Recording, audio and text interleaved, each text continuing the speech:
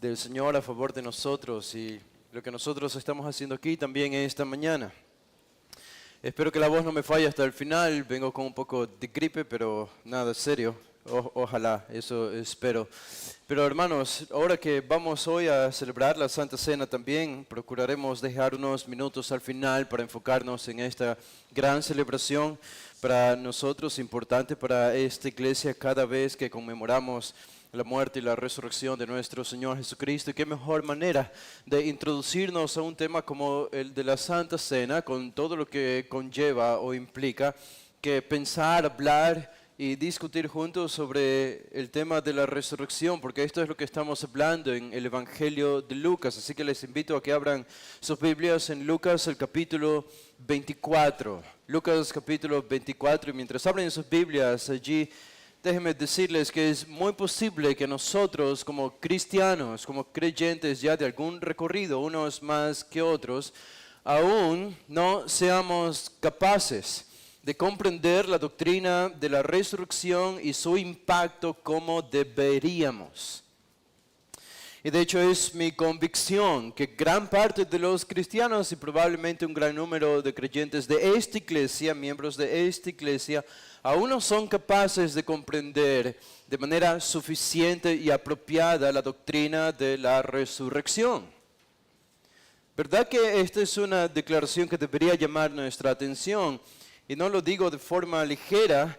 La Biblia pone especial énfasis e importancia en el tema de la resurrección de Cristo. Noten que el bautismo cristiano está centrado en la resurrección de Jesús. El apóstol Pablo dice en Colosenses 2:12, sepultados con Él en el bautismo, en el cual fuisteis también resucitados con Él. Así que nuestra propia celebración de bautismo tiene como fin emular simbólicamente la resurrección de Jesús. Y Pablo sigue diciendo allí en Colosenses 2:12, mediante la fe en el poder de Dios que le levantó de los muertos. Cuando se habla de nuestro bautismo, Pablo está pensando también en la muerte y en la resurrección de Jesús. La Cena del Señor, que también celebramos como iglesia evangélica cada mes, es celebrada los días domingos, no los días sábados. No celebramos la Santa Cena los miércoles de estudio bíblico. ¿Alguien sabe por qué no celebramos la Santa Cena el día miércoles, sino el domingo? Esto es el ABC del cristianismo, es lo más esencial. Celebramos la Santa Cena el día domingo porque fue el domingo cuando Jesús resucitó de los muertos. La resurrección de Jesús cambió el orden prioritario de asambleas y de reuniones de los discípulos de Jesús. Ellos, siendo judíos, se reunían los días sábados para celebrar el Sabbat, el día de descanso, el día de reposo. Pero los discípulos de Jesús, siendo judíos, después de la resurrección de Jesús, no antes, después de la resurrección de Jesús, sin necesariamente dejar de guardar el sábado, porque lo siguieron guardando como judíos, pero comenzaron a dar prioridad a la reunión del día domingo. Y esa reunión se convirtió en la reunión más importante para los discípulos de Jesús después de que Jesús resucitó y ascendió a los cielos. Y esa es la misma razón por la que tú y yo nos reunimos un domingo como iglesia cada domingo, porque es el día en el que Jesús resucitó. Y dicho sea de paso, cuando leemos el relato de los evangelios, aparece Jesús resucitado, como estamos estudiando en Lucas 24, pero Mateo 28, Marcos 16 y Juan 20 también, hablando de lo que Jesús hizo, especialmente Lucas, todo ese día domingo. Y los 40 días posteriores en que estuvo apareciendo a diferentes discípulos.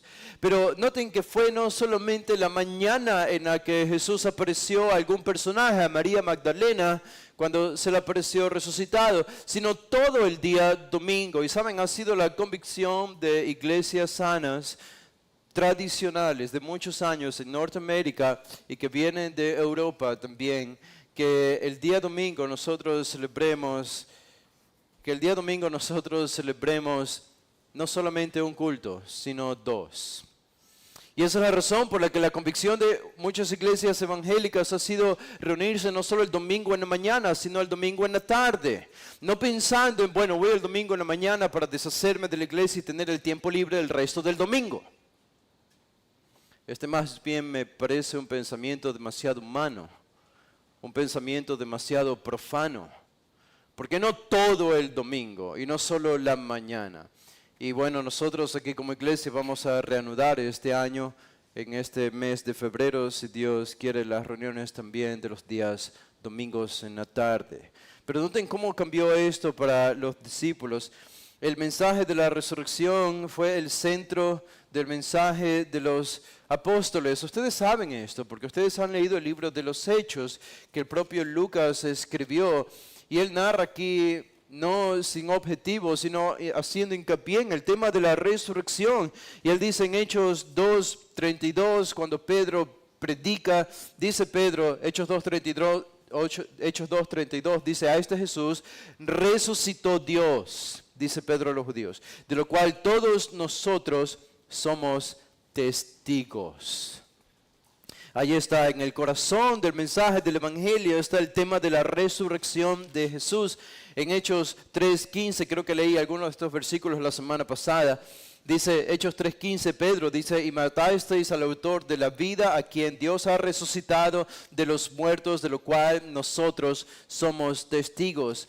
En el capítulo 4, el versículo 10, dice, sea notorio a todos vosotros y a todo el pueblo de Israel que en el nombre de Jesucristo de Nazaret, a quien ustedes crucificaron y a quien Dios resucitó de los muertos, por él este hombre está en vuestra presencia sano. El versículo 20 dice Pedro acerca de este mensaje de la resurrección, dice en el versículo 20, no podemos dejar de decir lo que hemos visto y oído.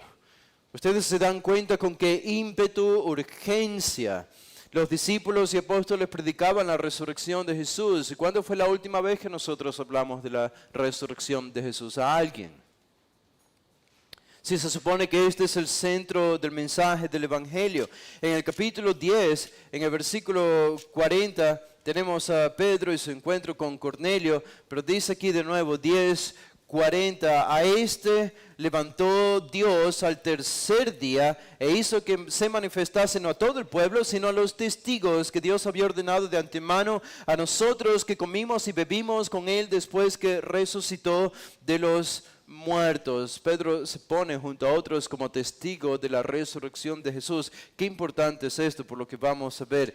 Y un pasaje más, hablando de la resurrección en el capítulo 3, el versículo 30, dice el apóstol Pablo cuando estaba allí en Antioquía, dice 13:30, más Dios le levantó de los muertos, hablando de Jesús, y él se apareció durante muchos días a los que habían subido juntamente con él de Galilea a Jerusalén, los cuales ahora son sus testigos ante el pueblo. Y nosotros también, dice Pablo, os anunciamos el evangelio de aquella promesa hecha a nuestros padres, la cual Dios ha cumplido a los hijos de ellos, a nosotros, resucitando a Jesús, como está escrito también en el Salmo, segundo mi hijo eres tú, yo te he engendrado hoy, y en cuanto a que le levantó de los muertos para nunca más volver a corrupción, lo dijo así, os daré las misericordias fieles de David.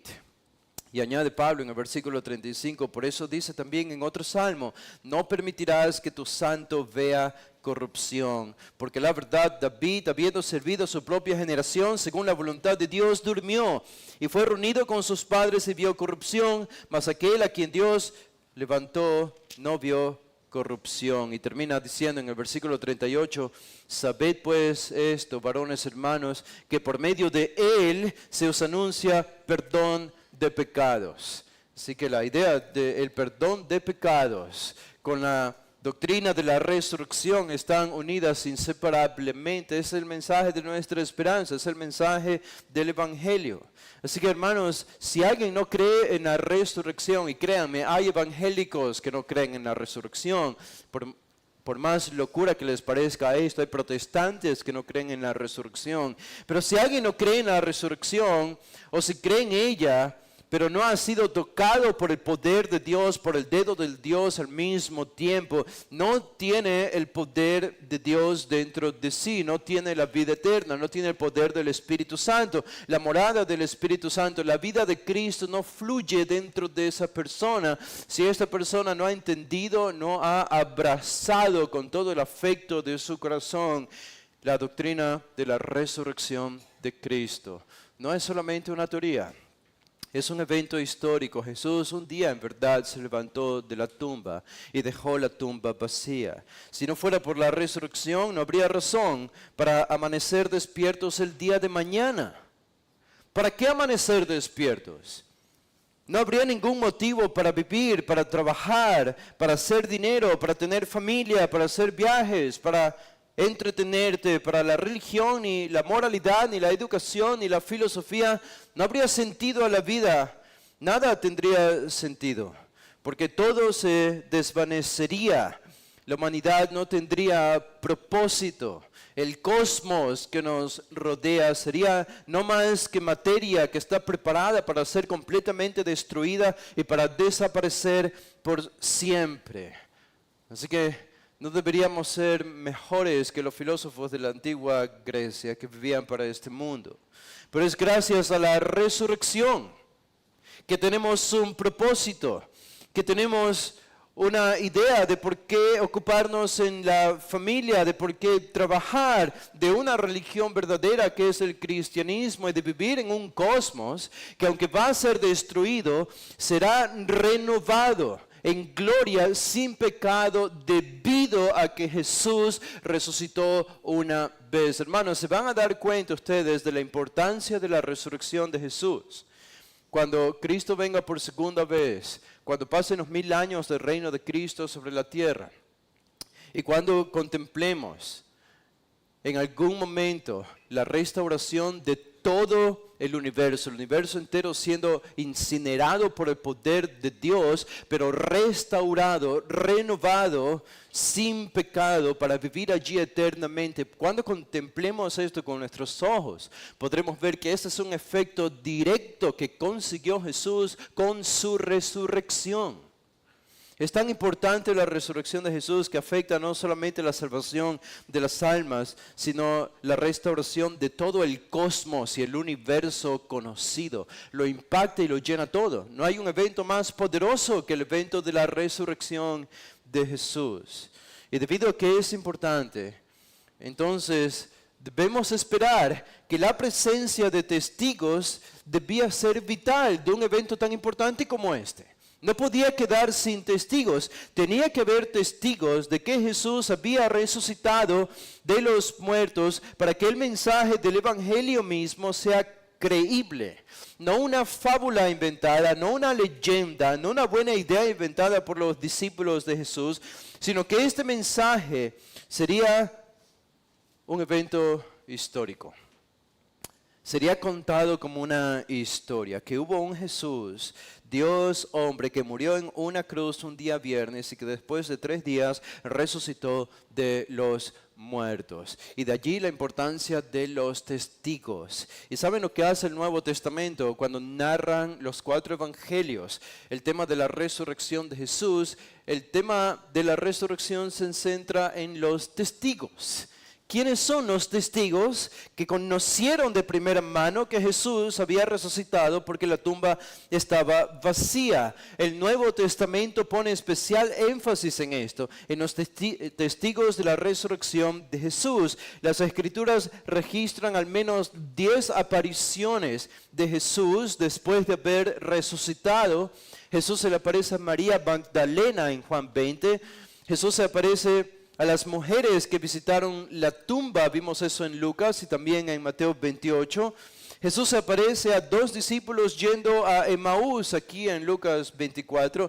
Jesús aparece solamente a Pedro. Nos dice aquí Lucas en el versículo 34. Jesús también aparece a 10 de los apóstoles. Lo vemos en Lucas 24 cuando no estaba Tomás, por eso eran 10.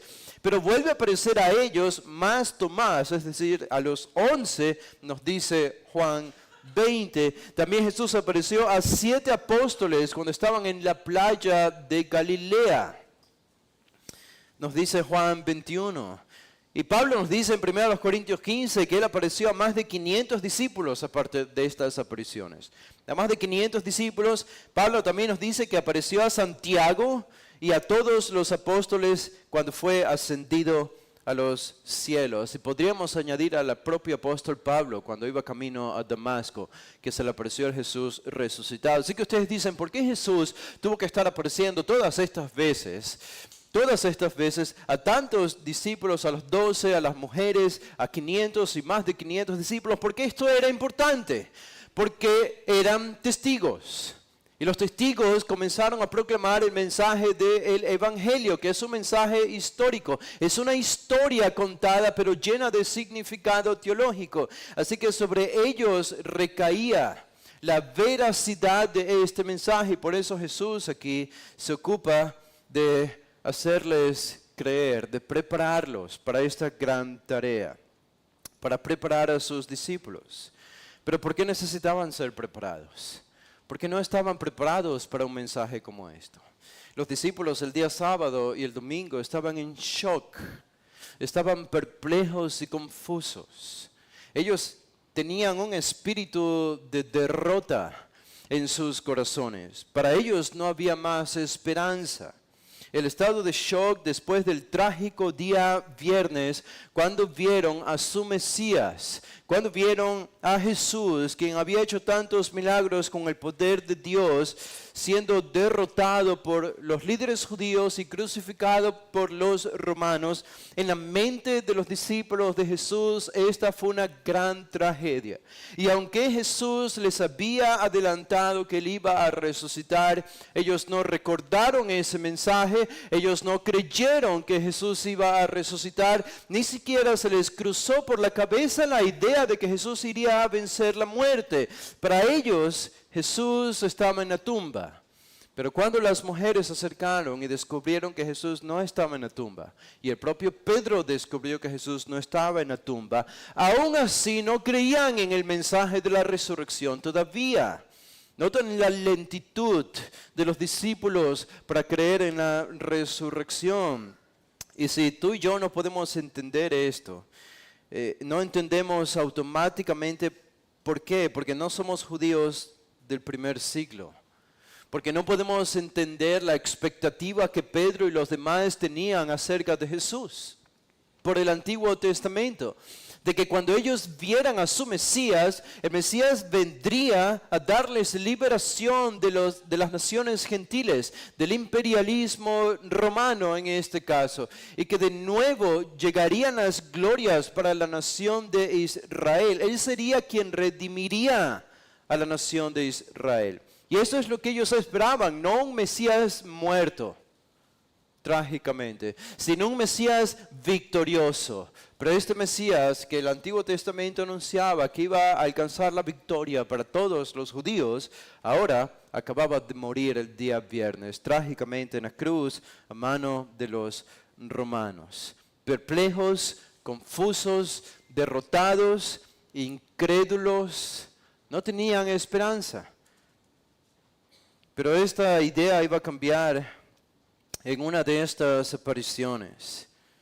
El problema esencial era la falta de comprensión que ellos tenían, pero la falta de comprensión de la Escritura del Antiguo Testamento. Y esto es lo que Jesús va a solucionar.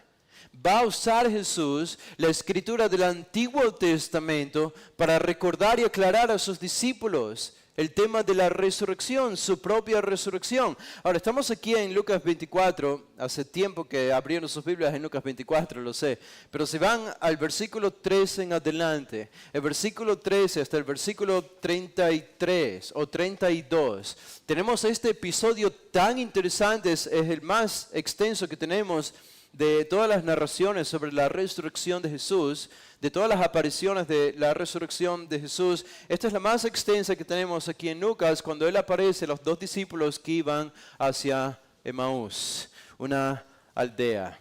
Y este es un pasaje que está lleno de ironía también, está lleno de incomprensiones, incluso tenemos algo cómico en un pasaje como este. Es un pasaje muy, muy importante, desde el versículo 3 en adelante. Ahora déjenme leerlo para ustedes. No sé si lo voy a leer todo, pero observen lo que dice. El versículo 13. Y he aquí, 2 de ellos iban el mismo día a una aldea llamada Emaús, que estaba a 60 estadios de Jerusalén. E iban hablando entre sí de todas aquellas cosas que habían acontecido. Sucedió que mientras hablaban y discutían entre sí, Jesús mismo se acercó y caminaba con ellos. Versículo 16. Mas los ojos de ellos estaban velados para que no le conociesen. Y les dijo, ¿qué pláticas son estas que tenéis entre vosotros mientras camináis? Ahora, Reina Valera pone la siguiente frase como una pregunta de Jesús. ¿Y por qué estáis tristes? Pero lo más correcto es que la pregunta de Jesús termina en ¿por qué tenéis entre vosotros, qué pláticas son que tenéis entre vosotros mientras camináis? Allí termina la pregunta de Jesús y lo que dice es una nota de Lucas, no es la pregunta de Jesús. Y ellos se pararon y estaban tristes. ¿Ok? Y ellos se pararon y estaban tristes. Esas no son palabras de Jesús, son palabras de Lucas. Así que corrijan a Reina Valera o usen mejor la Biblia de las Américas de una vez por todas, hermanos. Vamos. Y yo también lo cambio de una vez para ustedes. Versículo 18. Respondiendo a uno de ellos, que se llamaba Cleofas, le dijo, ¿eres tú el único forastero en Jerusalén que no ha sabido las cosas que en ella han acontecido en estos días? Entonces él les dijo, ¿qué cosas? Y ellos le dijeron de Jesús Nazareno, que fue varón profeta, poderoso en obra y en palabra delante de Dios y de todo el pueblo, y cómo le entregaron los principales sacerdotes y nuestros gobernantes a sentencia de muerte y le crucificaron. Pero nosotros esperábamos que él era el que había de redimir a Israel. Y ahora, además de todo esto, hoy es ya el tercer día que esto ha acontecido, aunque también nos han asombrado unas mujeres entre nosotros, las que antes del día fueron al sepulcro. Y como no hallaron su cuerpo, vinieron diciendo que también habían visto visión de ángeles, quienes dijeron que él vive. Y fueron algunos de los nuestros al sepulcro, y hallaron así como las mujeres habían dicho, pero a él no le vieron.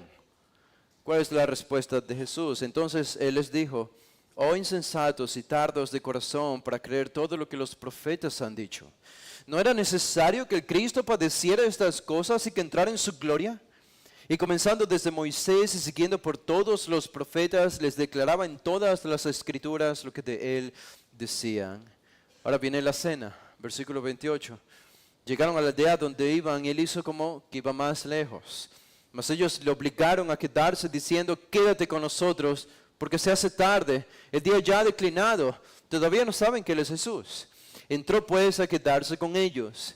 Y aconteció, versículo 30, que estando sentados con ellos a la mesa, tomó el pan y lo bendijo, lo partió y les dio.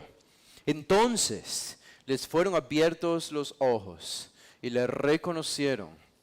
Mas él se desapareció de su vista. Y se decían el uno al otro, ¿no ardía nuestro corazón en nosotros mientras nos hablaba en el camino y cuando nos abría las escrituras? Y levantándose en la misma hora volvieron a Jerusalén y hallaron a los 11 reunidos y a los que estaban con ellos. Hasta allí vamos a leer. Pero el panorama y la historia que nos cuenta aquí Lucas es muy interesante. Y no solo esta historia que acabamos de leer, sino la historia del domingo pasado cuando las mujeres se encuentran en la tumba vacía. E incluso la historia que viene después de esto cuando los 2 discípulos que iban a Emaús regresan a Jerusalén y se encuentran con el resto de los discípulos, de los apóstoles, y hablan sobre el tema de la resurrección. ¿Por qué esto es importante? Porque la manera, al menos en la que lo pone Lucas, hay una conexión intrínseca entre estas 3 historias. Notan cómo Lucas resume la resurrección de Jesús contándonos solo 3 historias. Solo 3 historias. La historia de las mujeres visitando la tumba vacía, más Pedro también visitando esa tumba vacía. La historia de los 2 discípulos camino a Emaús y la historia de los apóstoles junto a los 2 discípulos que iban a Emaús en Jerusalén y Jesús en esa reunión apareciéndoseles y diciéndoles paz a vosotros y revelándose a ellos, incluso diciéndoles que toquen su cuerpo, sus manos, porque es un ser humano que ha resucitado de los muertos, el Dios hecho hombre.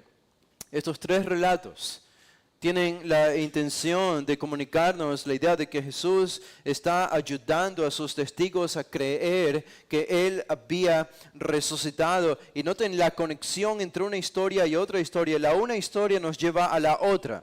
¿Verdad que es así? La historia de la tumba vacía es el mensaje que los dos discípulos camino a Emaús tenían en su mente. Ellos sabían que había mujeres que habían ido a la tumba pero que estaba vacía.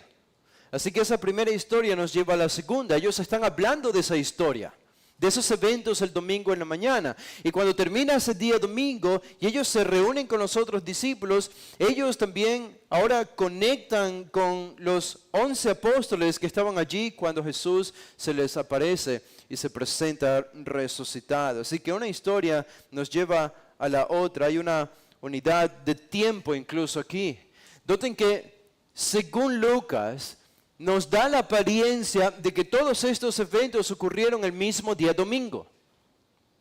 Si ustedes leen del versículo 12 al 13, no hay un lapso de tiempo, sino que la historia va de corrido, la narración no se detiene. Y lo mismo cuando leen del 33 al 34 o del 35 al 36, Lucas no nos dice que hay un lapso de tiempo, sino que va de corrido, aun cuando nosotros sabemos que este último episodio, cuando Jesús aparece a todos sus discípulos allí del 36 en adelante, no ocurrió el día domingo.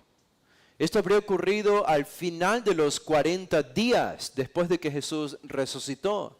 Pero la manera en la que Lucas lo une es como que da la apariencia de que todos estos tres eventos ocurrieron en este mismo día domingo. Y hay algo incluso también enigmático aquí que se hace claro para nosotros, la centralidad de la ciudad de Jerusalén, ¿verdad? Jerusalén. ¿Dónde estaban las mujeres cuando visitaron la tumba vacía? En Jerusalén. ¿A dónde iban los dos discípulos? Se iban de Jerusalén a otro lugar que es Emaús, pero al final del episodio ellos regresan a Jerusalén. Y es allí en Jerusalén que se encuentran con los 11 y donde Jesús aparece. Jerusalén, la ciudad de David, era el centro del cumplimiento de las profecías escatológicas y también no solo de la segunda, sino de la primera venida de Jesús, donde Él debía morir y donde Él debía resucitar también. Y allí estaban ellos. Ahora, vamos a ver este pasaje. Noten, hoy solo vamos a estudiar la primera parte, probablemente son 3 partes de todo este episodio de Jesús con los dos discípulos en el camino a Emaús. Y lo primero que vamos a ver aquí, lo primero que vamos a estudiar es la aparición de Jesús en el camino. Qué gran punto, ¿verdad? La aparición de Jesús en el camino. Versículos 13 al 16, porque es lo que tenemos aquí, cuando Jesús aparece a ellos mientras ellos iban en el camino hacia Emaús. Así que de este pasaje algo que ustedes van a encontrar es que vamos a ir de la tristeza, del lamento, de la confusión al entusiasmo. De versículo 17, donde estos dos hombres están tristes, lamentando, están como mirando al cielo, mirando a la tierra, al piso, desconsolados, a la realidad que nos presenta el versículo 32, cuando ellos dicen, no ardía nuestro corazón en nosotros. Y prontamente regresan a Jerusalén. ¿Cómo ocurrió este cambio? ¿Cómo sucedió? Bueno, esto es lo que Lucas nos va a explicar aquí. Solo hay una manera en la que pudo haber sucedido. Dice el versículo 13, y he aquí, y he aquí. Bueno, ¿de dónde viene ese y he aquí? O presten atención, noten lo que voy a contar a continuación. Bueno, viene obviamente de leer los versículos anteriores. El evento de las mujeres visitando la tumba vacía y Pedro también visitando la tumba vacía, Pedro corriendo al sepulcro, dice el versículo 12. Juan nos dice esto más claramente, que iba con Juan mismo corriendo. Él llegó después, pero Pedro entró en la tumba y miró dentro, vio los lienzos solos y se fue a casa maravillándose de lo que había sucedido. ¿Saben por qué Pedro corrió? ¿Por qué Pedro entró? Porque Pedro también estaba desconsolado. Y lo último que había hecho con Jesús Pedro, ¿ustedes se acuerdan qué fue? Él había negado a Jesús 3 veces que lo conocía. Y el hombre desconsolado lloraba por su pecado y fue la última vez que tuvo algún contacto, al menos directo, visual, con Jesús. Así que el hombre se sentía como un gran fracaso, un gran fracaso.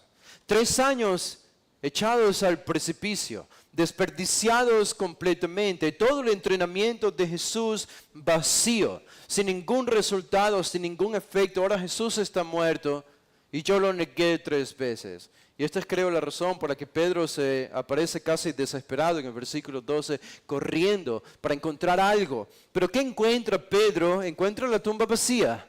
¿Y cuál fue la declaración de Pedro? Oh, con rosas echándolas al cielo, ¿Jesús ha resucitado? ¿Jesús ha resucitado? No. Dice el texto que él se fue a casa maravillándose de lo que había sucedido. Esa no es la respuesta apropiada a la resurrección de Jesús. Pedro está confundido, hermanos. Pedro está confundido. Ese maravillándose no es la idea de Pedro está celebrando la resurrección de Jesús. Ningún evangelio nos presenta a ningún discípulo teniendo la expectativa de que Jesús resucitaría. Y si alguien les dice eso, está mintiendo o no ha entendido bien la Biblia. Pero la expectativa de ellos era completamente opuesta. Jesús está muerto y si no está en la tumba, se robaron su cuerpo o algo pasó con él, pero no ha resucitado. Y ese es Pedro. Regresa a casa maravillándose de lo que había sucedido. Pero sigue confuso, sigue sin entender, sigue triste, derrotado y desconcertado.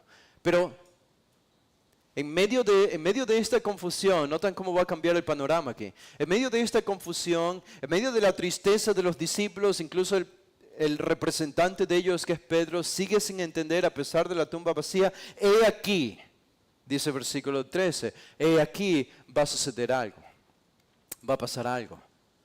Y cuando Lucas lo introduce así, yo no puedo dejar de pensar, es que va a decirnos, al final va a decirnos algo diferente. Al final vamos a dejar de escuchar este mensaje de derrota y de confusión de los discípulos y algo va a cambiar en el panorama espiritual, mental de estos apóstoles y seguidores de Jesús. Y eso es justamente lo que va a hacer Lucas aquí, por eso lo introduce de esta manera. Y aquí. Ahora, ¿qué contesta? Versículo 13. 2 de ellos iban el mismo día a una aldea llamada Emaús, que estaba a 60 estadios de Jerusalén. Ahora, aquí se habla de 2 discípulos, 2 de ellos dice, ¿cuáles son ellos? Bueno, en el pasaje anterior sabemos que ellos eran parte de los demás. El versículo 9 dice, dieron nuevas de todas estas cosas a los 11 y a todos los demás. Así que yo no creo que los 2 del versículo 3 incluya a algún apóstol, yo creo que incluye a uno de esos demás discípulos de Jesús, aparte de los 11 apóstoles. Sabemos cuál era uno de ellos, llamado Cleofas. Digo, sabemos el nombre, pero no sabemos nada de él, así que saber el nombre no nos sirve de mucho, pero está el nombre de él, Cleofas, y el otro es completamente anónimo. No sabemos nada acerca de él, pero si no sabemos nada de él es porque Lucas pensó que no era importante saber algo de él. Así que no vamos a entrometernos en tratar de descubrir cosas que no son descubribles en la Biblia. Pero el número es más importante que la identidad aquí en este versículo 13 en realidad. El número es más importante que la identidad. ¿Saben por qué? Porque en el contexto judío ustedes saben cómo se determinaba una cuestión judicial para tomar un veredicto final acerca de alguna decisión que debía tomarse y plantarse. Era por medio de ¿cuántos testigos? 2 o 3. 2 o 3. Uno no era suficiente. Así que yo creo que estratégicamente aquí Jesús siempre aparece de esta manera. En el pasaje anterior están las mujeres y está Pedro. No solo las mujeres, pero Pedro también. Aquí tenemos a 2 discípulos que van camino a Emaús. Y el testimonio de 2 sería suficiente en el contexto judío. Así que el número es más importante que la identidad. ¿Okay? 2 de ellos van el mismo día, eso es el primer día de la semana, esto ocurrió el día domingo. Probablemente era la tarde. Iban a una aldea llamada Emaús. Y de Emaús es poco lo que podemos saber también, aún no es seguro cuál ciudad o cuál aldea habría sido esta. Históricamente algunos han propuesto que era Nicópolis o Colonia, o incluso en el tiempo de las cruzadas, los cruzados pensaron que era una cierta ciudad al norte de Jerusalén, pero lo más probable es que sea una ciudad llamada Quilamillet. Quilamillet, ubicada al norte de Jerusalén. Y de hecho, Lucas, siendo un historiador, nos dice al final del versículo 3 específicamente dónde quedaba esta ciudad de Emaús. Dice, estaba a 60 estadios de Jerusalén. 60 estadios de Jerusalén. La palabra estadios era una medida de longitud por la cual se medía cuán lejos estaba o cerca estaba una ciudad de otra en ese tiempo. Básicamente, traducido a nuestro español, habría estado Emaús a 10 u 11 kilómetros al norte de Jerusalén.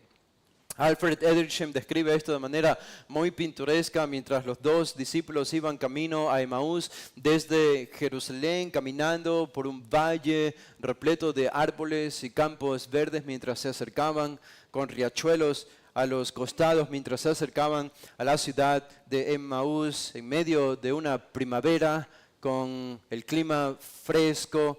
Y todo esto nos presenta el escenario del versículo 13, pero hay algo que quizá no podemos ver de manera superficial en el versículo 13 y creo que comunica algo, sin embargo, que es algo importante.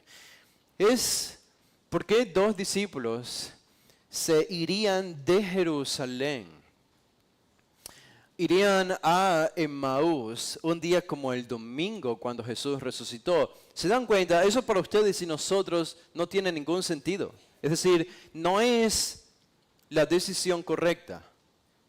Si tú supieras que Jesús se habría levantado el día domingo en Jerusalén, por lo tanto la tumba vacía está en Jerusalén y Él está en Jerusalén, nunca te habrías ido de Jerusalén. Pero aquí están ellos yéndose de Jerusalén, de donde los eventos más importantes en la historia de la humanidad acaban de suceder. El Viernes Santo, la muerte de Jesús, y el domingo de resurrección, cuando Jesús resucitó. Pero para ellos es como que nada de esto ha acontecido, nada de esto es importante. No pueden entender el significado espiritual, teológico y práctico de estos eventos y simplemente están abandonando Jerusalén. Probablemente eran de Emaús y están regresando a su hogar o a su trabajo. ¿Notan qué irreconciliable es esto a la luz de lo que realmente está sucediendo aquí? Y yo creo que este es el mensaje detrás. Nunca debieron haberse ido de Jerusalén. No fue la decisión correcta. Se están alejando del centro de operaciones de Jesús en lo que tiene que ver con su obra redentora. Y aún quedan días. Aún va a ascender desde la tierra al cielo y lo va a hacer en las afueras de Jerusalén, en el monte de los olivos. Y allí van a recibir la promesa de que así como le han visto ir, así mismo regresará en ese mismo lugar. Así que hasta su ascensión, 40 días después, Jerusalén tenía que ser el lugar importante donde ellos debían quedarse, esperando todos estos eventos. Pero ellos se van. No es algo bueno. No es algo bueno. Ahora, Lucas nos dice qué estaban haciendo mientras se iban de Jerusalén, versículo 14. Dice, e iban hablando entre sí de todas aquellas cosas que habían acontecido. Y Lucas usa una palabra que nadie más usa en la Biblia, en el Nuevo Testamento, para decirnos que ellos estaban hablando. Y es esta palabra que se traduce aquí como hablando, es la palabra homileo. El verbo homileo viene de la palabra homilía. Ustedes han escuchado esto, que eran buenos católicos antes, escuchaban las homilías.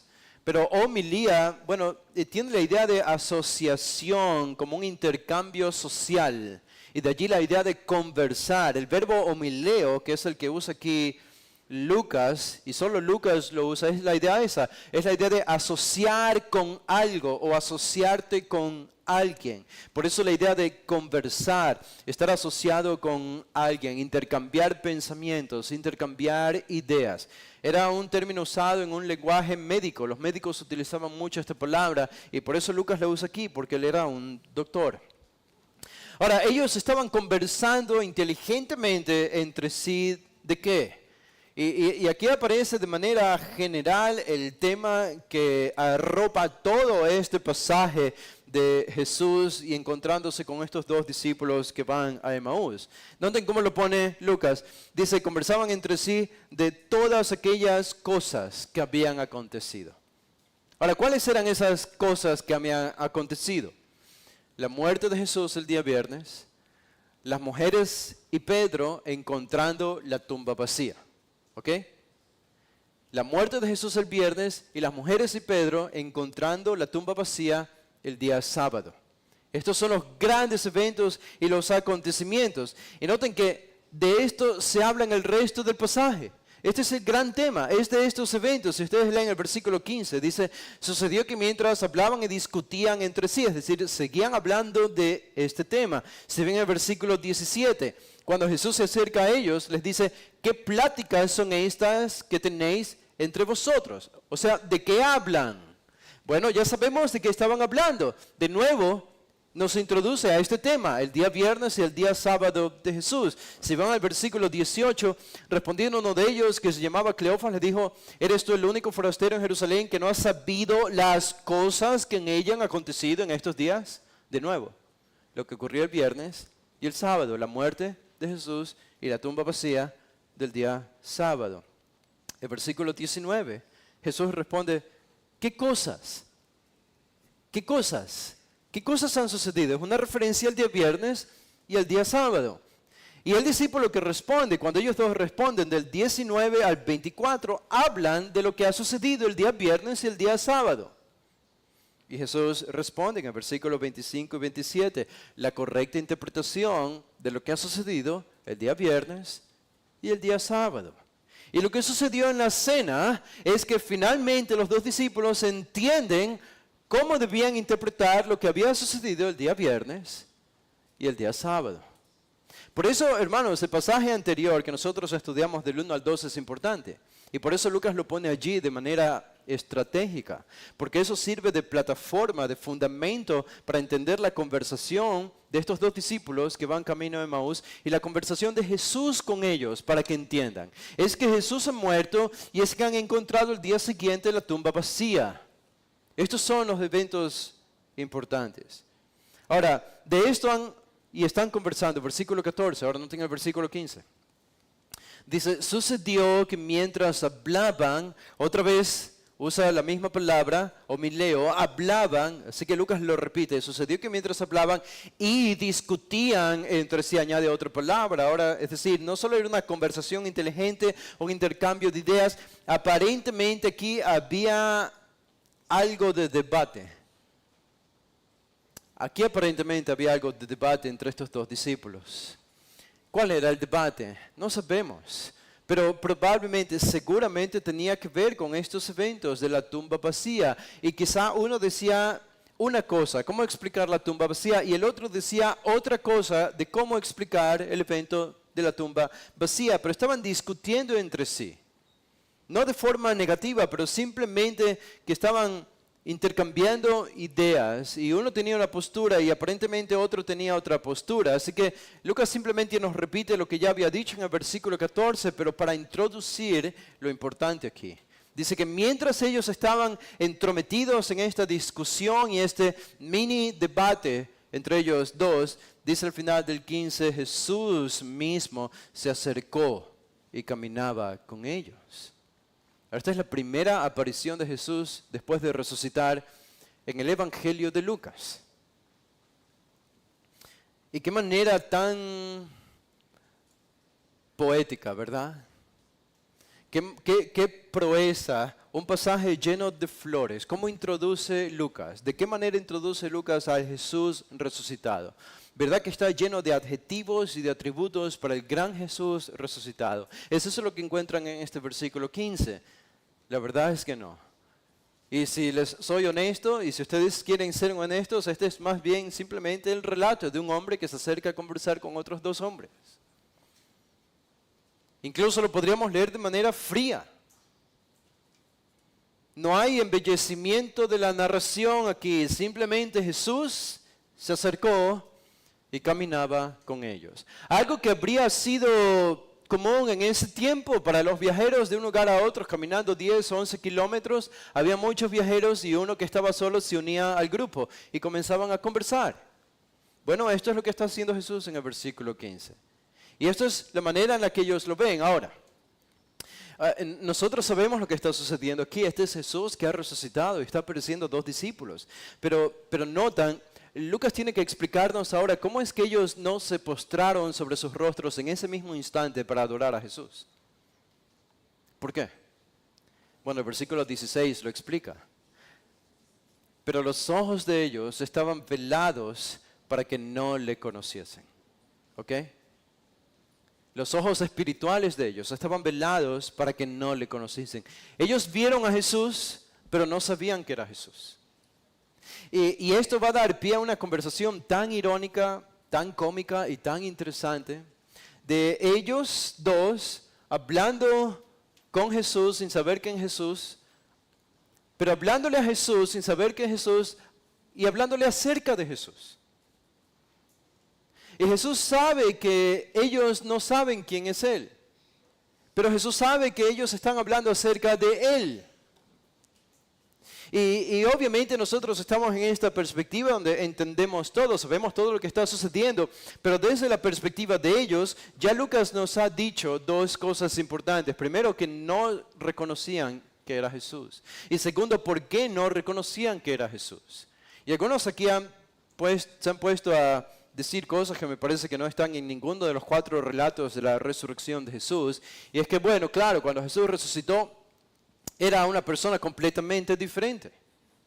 Lucía completamente diferente. Su rostro, su físico, su apariencia cambió en un 100%. Porque había resucitado ya. Era un cuerpo glorificado y los cuerpos glorificados tienen que ser muy diferentes a nuestros cuerpos presentes. Y a mí me parece que esa es más una premisa platónica, griega, pagana, que lo que realmente enseña la Biblia acerca de la resurrección de cuerpos. Y yo más me inclino a pensar que la resurrección de los cuerpos de forma general, la de Jesús y la de nosotros también, no será tan diferente a la que tenemos ahora. Glorificado, sí. Sin pecado, sí. Mejorado y perfeccionado, sí. Pero con las mismas características que poseemos el día de hoy. En el cuerpo, en nuestros rostros. Para algunos eso es una mala noticia, no lo sé. Para otros no tanto.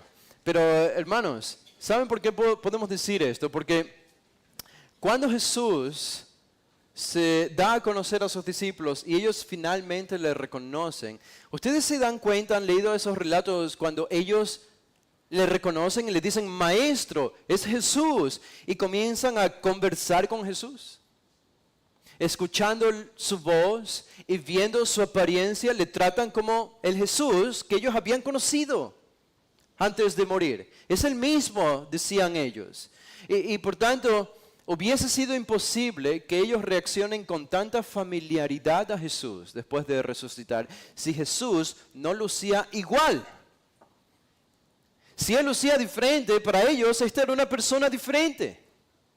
Pero no era diferente porque lucía igual. Y por eso la familiaridad de sus discípulos con Jesús en estas conversaciones en Juan 20 y 21, cuando Juan está conversando con Pedro, ¿se acuerdan el gran pasaje? Pedro, ¿me amas? Pedro, ¿me amas? ¡Qué intimidad! Está conversando Pedro con Jesús así como conversaba antes de su muerte, el día viernes. ¿Por qué tanta familiaridad? Porque Jesús lucía igual. Era la misma persona, era el mismo rostro, era el mismo cuerpo, pero perfeccionado, glorificado, sin pecado. Obviamente el cuerpo de Jesús no tenía pecado, pero estaba bajo los efectos del pecado, que era el cansancio, las arrugas del envejecimiento, el dolor, etc. Pero todo esto era cuestión del pasado. Seguía siendo el mismo cuerpo. Así que cuando tenemos aquí que los 2 discípulos no reconocieron a Jesús, no es porque Él era una persona diferente. Si alguno dice eso, está negando la resurrección, porque es el Jesús que murió en la cruz, el mismo, con ese cuerpo glorificado, que resucitó el día domingo, 3 días después. Así que era Jesús, pero ¿por qué no le reconocieron? Bueno, no le reconocieron porque sus ojos estaban velados. Es lo que dice explícitamente Lucas aquí en el versículo 16. Los ojos de ellos estaban velados. Ahora, noten que eso está en pasivo. Es decir, ellos no se velaron los ojos, ¿verdad? Ellos no es que no quisieron reconocerlo, sino que alguien lo hizo por ellos. Alguien veló los ojos de los discípulos. ¿Quién lo hizo? No fue Satanás. Fue Dios. Obviamente fue Dios. Él había velado los ojos de ellos. Ahora ustedes se pueden preguntar, bueno, ¿por qué Dios haría algo así? ¿Por qué Dios velaría los ojos de estos dos discípulos para que no reconozcan a Jesús? ¿Acaso Dios no quería que le reconocieran? Hubiese abierto sus ojos, no los hubiese cerrado nunca. Bueno, aquí viene algo interesante y no voy a expandirme en esto, pero solo voy a limitarme a leer el versículo 25 para que puedan leer el equilibrio perfecto de esto. Que por un lado sí es cierto que Dios veló sus ojos, pero noten que por otro lado en el versículo 25 esto fue por culpa de ellos mismos. Porque Jesús cuando responde les dice, oh insensatos y tardos de corazón para creer todo lo que los profetas han dicho. Dos cosas les dice Jesús, insensatos y tardos de corazón. Tardos para entender. Era un problema espiritual del corazón y era un problema de la mente para no entender. Así que Jesús no pone la culpa de sus ojos velados necesariamente en su Padre, en Dios, sino en la propia ineptitud de ellos, la falta de percepción espiritual, la falta de comprensión de la Escritura, no una interpretación correcta de la Escritura, es lo que les hizo no reconocer a Jesús después de haber resucitado. Y entonces Dios simplemente hizo lo que ellos ya estaban destinados a hacer por sí mismos, no reconocer a Jesús por su falta de percepción espiritual.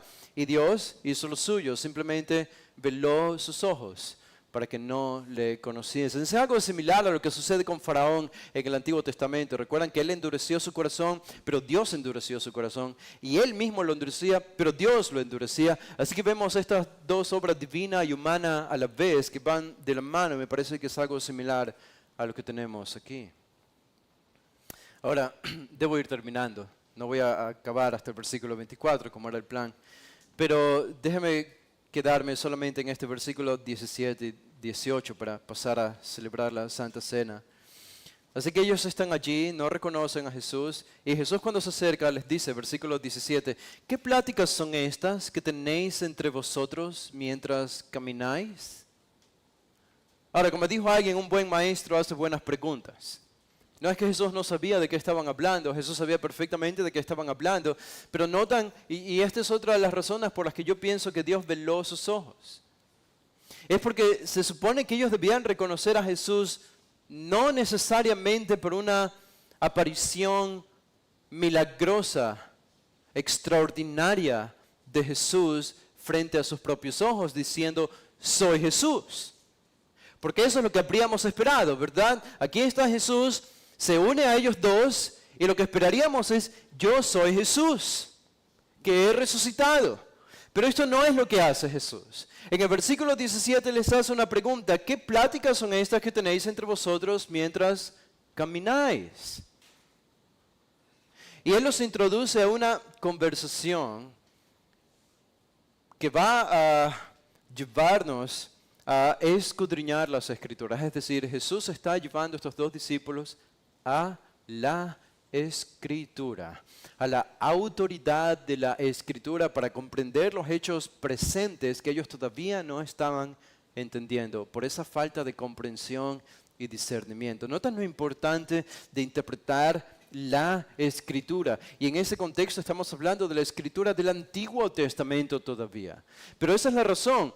Aquí Jesús, y yo creo que Dios vela los ojos de ellos, no solo por su propia ineptitud espiritual, sino también por una razón pedagógica. Porque la intención es enseñarles algo importante, una gran lección, y es que la verdad viene por medio de la Escritura. Hermanos, ¿cuánta falta nos hace escudriñar las Escrituras para entenderlo todo? Para entenderlo todo, el pasado, el presente y el futuro que nos espera. ¿Por qué algunos no entienden lo que va a suceder en el tiempo del fin? Porque no han escudriñado bien las Escrituras.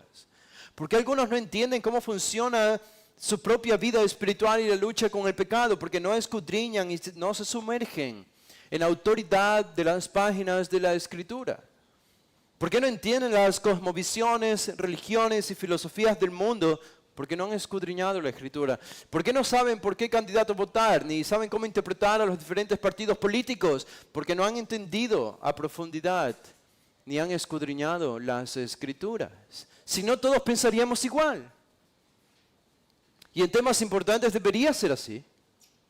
Pero no es así. Y aquí están ellos dos, que eran judíos, tenían el Antiguo Testamento. Y Jesús mismo les había anunciado que iba a resucitar, pero aún así están con Jesús, lo ven a Jesús, pero no pueden reconocerlo. ¿Por qué? ¿Por qué? Porque no habían entendido las Escrituras, y a eso les va a llevar Jesús. Noten que al final del versículo 17, Lucas dice, no como Reina Valera nos hace pensar, pero Lucas añade, y ellos, cuando Jesús les hizo esta pregunta, ¿qué pláticas son estas que tenéis entre vosotros mientras camináis? Y Lucas añade, y ellos se pararon y estaban tristes. Y la palabra que usa Lucas allí, tristes, es una palabra que casi no se usa tampoco en el Nuevo Testamento. La idea es como que tenían las caras largas, o literalmente como que estaban mirando al cielo. Es la idea de una tristeza profunda, la idea de estar perplejos, la idea de no tener ninguna esperanza, vivir una vida sombría, casi deprimidos, una cara completamente caída. Es lo que nos dice Lucas. Y esa es la condición en la que ellos se encontraban en el versículo 17. Ahora, podemos entender por qué. Porque el Mesías era el sueño cumplido para ellos. El Mesías era el cumplimiento de las profecías del Antiguo Testamento, lo que ya habían esperado por siglos la nación de Israel. Pero ahora lo han visto crucificado en la cruz y sus esperanzas han muerto junto a él en la cruz. Y no hay más, no hay un mañana, no hay un amanecer aparentemente para ellos. Y esta es su condición. Y me quedo en el versículo 18, porque es tan irónico, ¿verdad? Dice, respondiendo a uno de ellos, que se llamaba Cleofas, a esta pregunta de Jesús, ¿de qué hablan? ¿De qué hablan mientras caminan?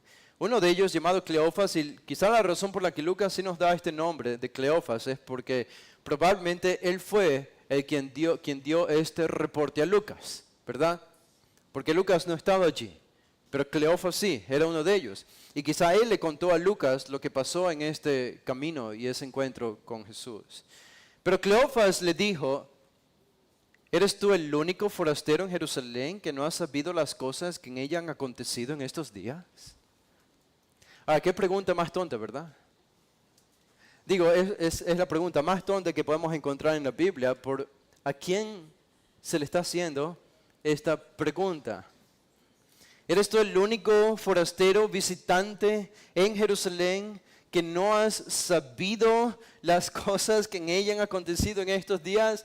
Pero este hombre de tan poca percepción espiritual no se da cuenta que le está diciendo a Jesús, el que murió en la cruz, de quien es la tumba vacía y el que ha resucitado, ahora le está diciendo que no sabe qué ha sucedido los días anteriores. Eres el único porque todos saben esto. Todos han conocido estos eventos, todos conocían a Jesús. En otras palabras, es como si le está diciendo que ni siquiera has escuchado acerca de Jesús. Y esto se lo dice a Jesús. ¿No has escuchado de Jesús? ¿Y no has escuchado lo que pasó con Jesús el día viernes? ¿No sabes de esto? Y se lo está diciendo a Jesús. Notan qué ironía. Esto es algo incluso cómico. Da risa en realidad. La ineptitud y la ignorancia es galopante en este versículo 18, parte de Cleofas y el otro discípulo que está aquí. Pero Jesús no miente. Jesús no miente. Pero Jesús quiere llegar a un punto importante. Y por eso en el versículo 19, Jesús les dijo, yo soy Jesús. No. Tampoco les dijo, yo no soy Jesús, porque no está mintiendo. Simplemente preguntó, ¿qué cosas? ¿Qué cosas? Y saben que la respuesta a esa simple pregunta de Jesús, que es una sola palabra en griego, poieo, ¿qué cosas? La respuesta, aunque venga de estos discípulos todavía ineptos espiritualmente, es el relato histórico del mensaje del Evangelio que tú y yo predicamos.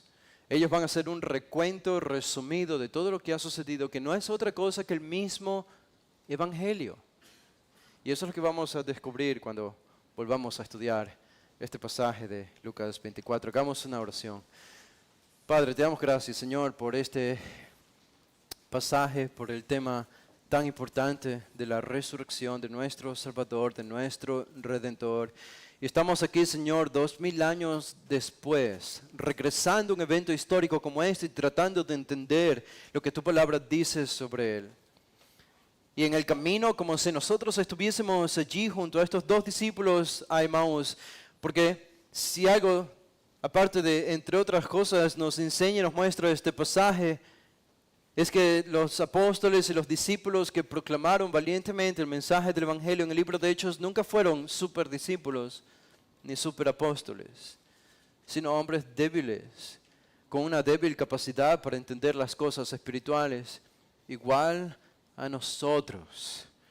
Y lo importante de reconocer esto, que no somos los héroes de nuestra propia historia, sino que hay uno solo que es Cristo, en quien debemos sumergirnos. ¿Y cómo lo hacemos? Sino por medio de la oración y las páginas de la Escritura, donde Él ha sido revelado en todo su poder y majestad. Gracias, Señor, por esta comprensión que nos has dado de la resurrección.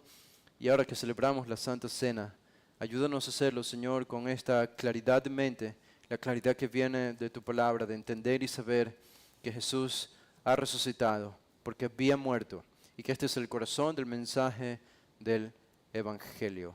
Lo pedimos en el nombre de Jesús. Amén. Bueno, hermanos.